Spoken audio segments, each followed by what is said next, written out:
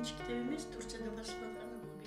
Тибет медицинасынын дарыгери фитотерапевт Анархан Надированын «Табият дарттын давасы» аттуу жаңы китеби түрк тилинде жана кыргыз тилинде жарык көрдү. Китептин өзгөчөлүктөрү жана мазмуну тууралуу автор төмөндөгүлөргө токтолуп өттү.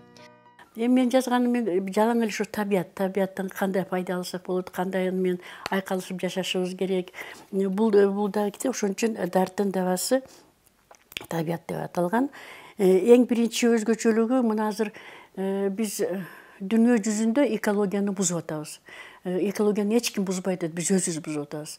Өзүбүз тазалыкты кармабай атабыз. Мына өзүбүздүн көлүбүз деле көлдү көргөн сайын ушундай ыйлан келет. Суусу кандай болуп калды азыр.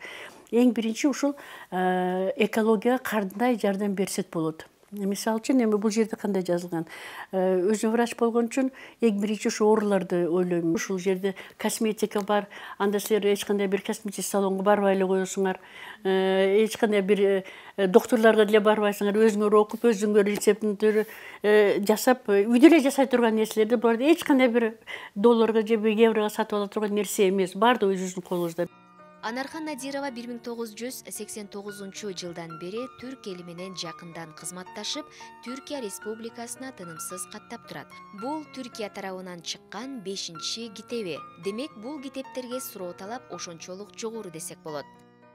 Садык Турал деген профессор, тарых илимдеринин доктору профессор.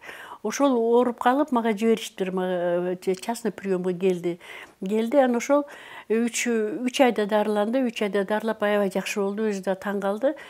Анан айтты, мен буну мындай калтырбаймын. Мен эле пайдаланбай башка мен өзүмдүн өлкөмдөгүлөр, өзүм туугандарым, өзүм 2-3 жолу частный вызов кылып өзүнүн карындаштарын, атасын, апасын көрсөтүп жүрдү.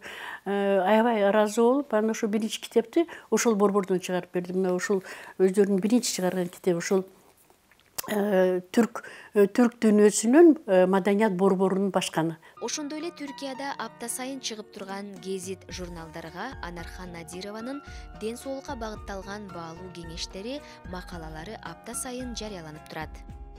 Керемет Сабыржанова, Кадыр Султаналиев, Аида Токталиева, Замана студиясы.